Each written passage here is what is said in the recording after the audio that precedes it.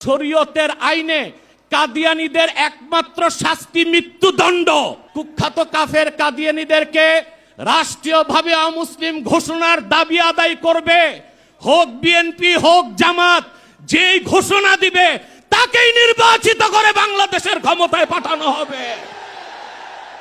মুসলমানদের মৌলিক দাবি আদায় না করা হয়, যেই সংবিধানে সেই সংবিধানও মানি না, সনদও মানি না।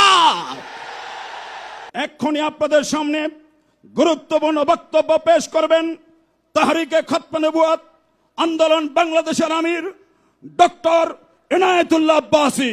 ডক্টর এনায়েতুল্লাহ আব্বাসী। নাহমাদুহু ওয়া নুসাল্লি আলা রাসূলিল কারীম, আম্মা বাদ। সম্মানিত সভাপতি, বিদেশি মেহমানবৃন্দ এবং সম্মানিত শ্রোতাবৃন্দ, সকলকে আমার পক্ষ থেকে হৃদয় নিংড়ানো ভালোবাসা এবং শুভেচ্ছা জ্ঞাপন করছি। আমাদের তাহরিকের একটা স্লোগান আছে, মাসলাক যার যার, দিন ইসলাম সবার। আজকে সে প্রমাণ সোহরাওয়ার্দী উদ্যানে পেয়েছেন আপনারা। আকীদা খাতমে নবুয়তের বিশ্বাস ইসলামের মৌলিক বিশ্বাস। কেউ যদি বিশ্বাস করে আল্লাহকে বিশ্বাস করি কিন্তু তিনি এক, এটা যে বিশ্বাস করবে না সে কাফের। মুহাম্মদ সাল্লাল্লাহু আলাইহি সাল্লাম আল্লাহর শেষ নবী, এ কথা যে বিশ্বাস করবে না সে কাফের। তাকে যে কাফের বলবে না সেও কাফের। আল্লাহ তাআলা তার হাবিব মুহাম্মদ সাল্লাল্লাহু আলাইহি সাল্লামকে ১৫০০ বছর আগে প্রেরণ করে নবুয়ত রেসালতের দরজা চিরতরে বন্ধ করে দিয়েছেন। ওনার পরে আজ পর্যন্ত কোনো প্রকারই নবী কিংবা রাসূল আসে নাই, এখনো নাই, কিয়ামত পর্যন্ত আসবে না। এটাই খাতমে নবুয়তের বিশ্বাস। এই বিশ্বাস ছাড়া কেউ মুসলমান হতে পারে না। আমাদের দেশে যারা প্রচলিত রাজনীতি করে তারা সেকুলার রাজনীতির দোহাই দিয়ে কাদিয়ানীদেরকে অমুসলিম ঘোষণা করতে চায় না। তাদের কাছে আমার প্রশ্ন, সেকুলার রাষ্ট্র আর গণতান্ত্রিক রাষ্ট্রের শুধু কাজ অমুসলিমদের স্বার্থ রক্ষা করা, আর দেশের প্রকৃত মালিক যে মুসলমান, যাদের ট্যাক্স আর ভ্যাটের টাকায় সরকারের মন্ত্রীদের গাড়ির পেট্রোল জ্বলে, সে মুসলমানদের মৌলিক দাবি আদায় না করা হয়, যেই সংবিধানে সেই সংবিধানও মানি না, সনদও মানি না। প্রিয় বন্ধুগণ, খাতমে নবুয়তের জিহাদ সবচেয়ে বড় জিহাদ। খাতমে নবুয়তের আন্দোলন সবচেয়ে বড় আন্দোলন।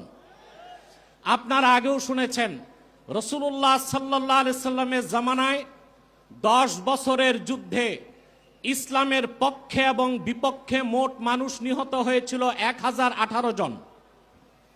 আর সিদ্দিক আকবরের জামানায় মুসাইলামাতুল কাজ্জাবের বিরুদ্ধে যে অভিযান হয়েছিল, সেই যুদ্ধে 1000-এর উপর সাহাবী শাহাদাত বরণ করেছিলেন।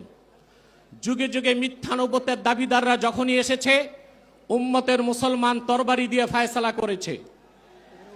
ইসলাম পরিপূর্ণ হওয়ার হাজার হাজার বছর পরে ইংরেজ আমলে এক শয়তান, ইংরেজদের পা চাটা গোলাম, মির্জা গোলাম শয়তান কাদিয়ানী নবুয়ত দাবি করেছিল।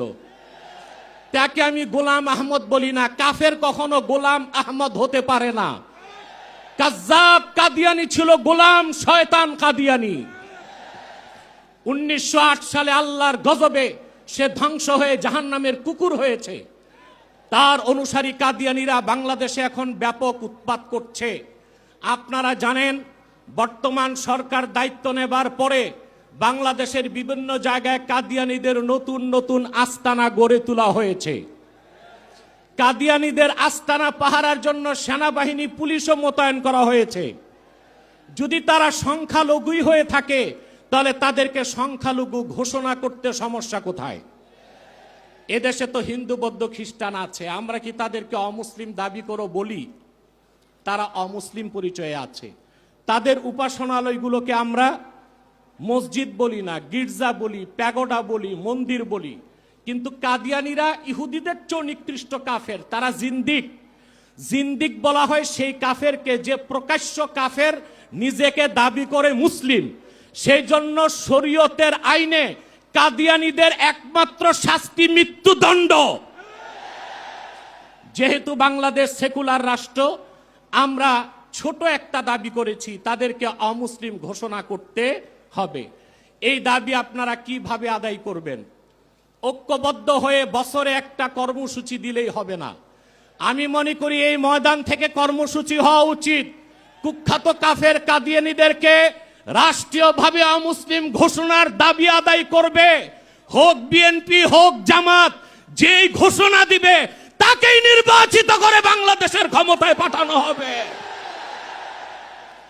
আপনারা রাজনৈতিক দলের নেতৃবৃন্দ, ইসলামী রাজনীতির দোহাই দিয়ে যারা আন্দোলন করেন, আপনাদের কর্মসূচিতে কেন ঘোষণা দেন না সংসদে গেলে কাদিয়ানীদের অমুসলিম ঘোষণা করবেন?